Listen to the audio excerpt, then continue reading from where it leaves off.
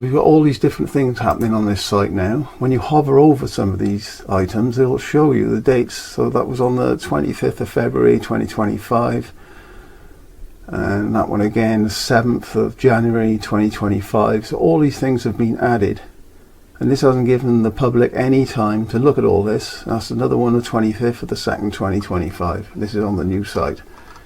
So you can pick out any sort of bits really on you, and you can find that stuff has been added, like another one, 7th of January 2025. And all of the viewpoints have changed because they've actually changed the positions now of the turbines. So if you open up these viewpoints and you have a look under the actual document properties, you can see that 31st of March 2025 this one was created.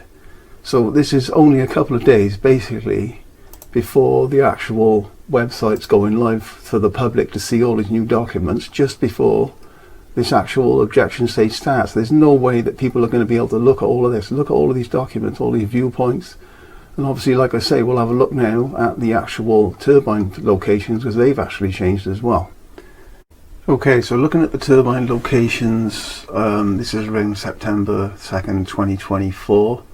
This is just a sample off this site, mind on the history one, so they could have been on there a bit longer than that. But here, turbine 9, you can see is positioned just above the reservoir, and you've got all of the sort of coordinates on the side to find all these locations. Now when you come over to the new site now, and you actually look at the turbine locations on this site, since obviously around April time, April 14th, when we've all got to start the objections, you've got all these different locations now. The coordinates have all changed. The actual turbine 9 has been moved the other side of the track, so that's the track up over the top of the mountain there. And there's the reservoir, Cumbran Reservoir. So it's actually been moved, but all of these locations have been moved. So you can see now they're more in line with each other, whereas on the older chart they're all in different places, they're almost staggered. So again, this has changed a lot of things for different people, because people living over Pontypool side now, maybe Upper Race, are going to have a good view of this turbine they might not have had, and it hasn't really given them a fair chance to have a proper look at the details for all this. This is just really unfair. This is the actual peat depth map from the older version of the site. You can see turbine 9 there above the Cumbran Reservoir, and it's worth taking note of the actual depth of the peat on here, because there's very little purple, and purple indicates that it's a deeper area of peat. When we come over to the new version of it, this is on the sort of website now, it's displayed in April, you can see that there's a lot more purple. And we obviously know now from the areas that we looked around the corner by the track of the substation that it's a lot deeper than what it's actually displaying on here for the cable for the actual solar farm.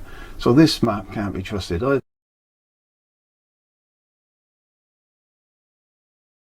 To give people an idea of the areas under threat on the mountain, this is towards Pantygassig side. That'll be in the top left corner there.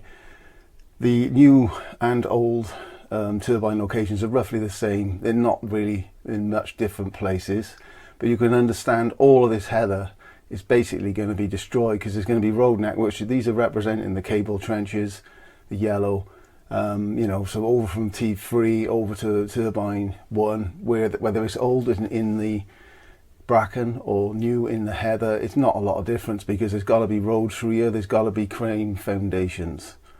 So this is turbine 1 location. You can see Pantygassig in the distance there. They're going to have a view of all of this. Whether it's the old position, which is in this sort of bracken area, or the new, which is slightly into the heather, doesn't really make a difference. The peat's around 0.475, 0.4 3/4 on the meter stick in different places, and it is rich. You can see it is there. This is very rich, this area. It's about 4.5 on the stick, or 4 3/4, almost at 5. That's very rich, that is. And it's all in amongst the heather.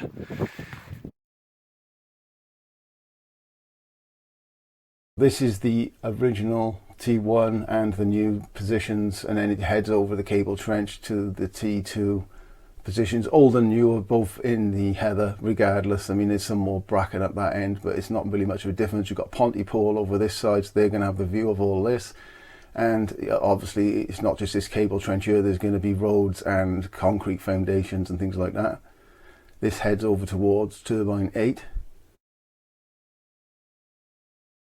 T8 turbine 8, which is facing towards Pontypool side. What's strange about this one is if I've just gone and dug down another foot, and there's peat in there again. Yet just over here where someone else has dug some holes, there's all this.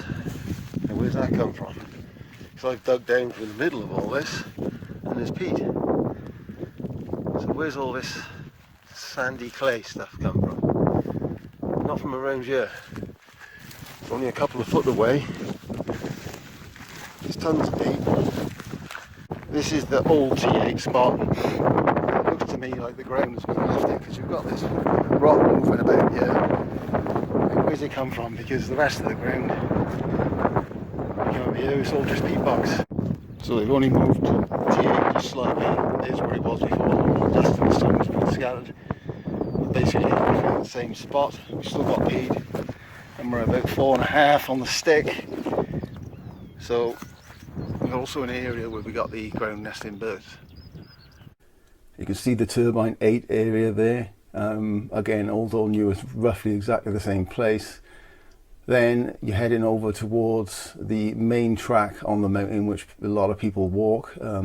So through this heathered area again, all of this will be destroyed. And you've got where the new T9 location is on the side of the track. Okay, this is the area of turbine 9, the new turbine 9, the revised one, overlooking Pontypool. That way you've got the mast at the end of the mountain, and you've got Cumbraen and Avonmouth sort of direction over that way. There's a lot of sand around you, which is strange because it's not on the path. Again, it's only in the site area. It's scattered around. As soon as you step away from the site, it's gone. I've sucked the bar down, it's over 0.4 of a metre in this part. And when I've scraped back the sand and had a dig around, we are into peat again, as it is on most of the mountain.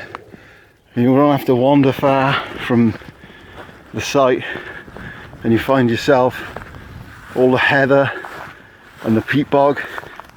Quick measure of the actual peat bog itself, which is in the T9 location, and that's down to 0.5, and again it's very rich. You can see that there. This area, like I say, is overlooking Pontypool. You only have to keep wandering around and you find more of it. From that T9 location, this is the main track everyone sort of walks, going across the mountain up towards the gas station mast you can see there. Once they've got across this lot with the cable trench and obviously the road networks, they're heading over towards the substation way. Alright, so this is the area where they plan to put the proposed substation for RES. You've got the pylons, we're in between the two there, Nantgwyddyn in that direction. And then you can see the tower on the gas station in the distance. This area, playing down the levels of peat again, this is a peat bog right in the area. In the distance you can see all the heather. And I'm just going to have a look around to just see how much we've got in the way of peat here. So I've just come into the area, I'm a few metres from the track. We're looking at 0.5. You can see it's rich as well again. Just dug down to get a bit out and have another look. Again, we got the gas station in that direction. This area is in the middle of the proposed substation spot, and there's a bit of a channel going on. It's like a long peat bog. It's very spongy. We're up to 5.5 metres on the stick. It's difficult to pull out because it suctions on. And you can see all the peat there. Very rich. All of this area. You only have to have a little look as well in certain spots. You can see it without even having to dig for it. And of course you've got all the mosses and things like that. On Cumbraen's side of the proposed substation now, we're at 0.45 on the stick. You can just about see the pylon in that direction. I'm still in the middle of this peat trench, and again I'm in the bottom of it, so it's going to be deeper on these humps. This time I'm on the gas station side of the proposed substation. You can see the pylons there. We're at 0.5 3/4 on the stick. Again, you can see all the peat there. Plenty of it. And just there you've got all of the heather and things like that. There's plenty of mosses around here. This side at the base of where the substation's planned, 0.4 3/4 on the stick.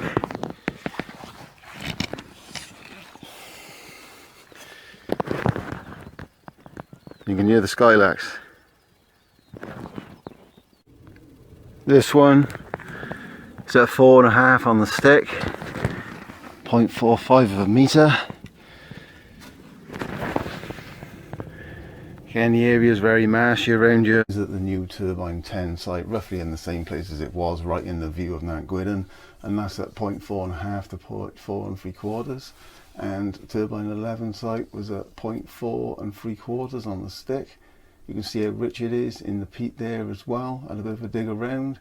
And not far from there was a bit of a peat bog, and that had a level on the stick of 0.5.5. And you can see how rich again that is. More concerning was about a year ago I had a look at the old Turbine 11 site, and once again I found lots of stones and things like that that were scattered at the site. Of T11, Turbine 11 for res. Something strange been happening around here. There's a lot of stones, but nothing that seems to be from around here. It's all been dumped here. They've dug up a bit. We've even got cement or something along those lines over here. It's very dusty. That's nothing that's come out of here. That's been dumped here. And right next to it, I've gone down and I'm getting out peat.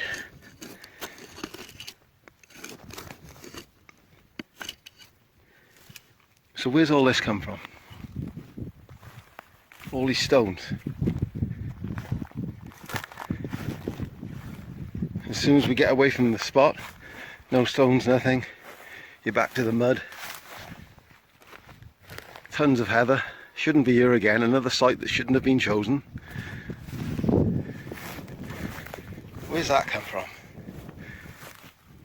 Are they trying to make it look like it's very stony around here? Because it's only this little bit. You get over here again, we're back into the succulents, we're back into the heather. What's going on?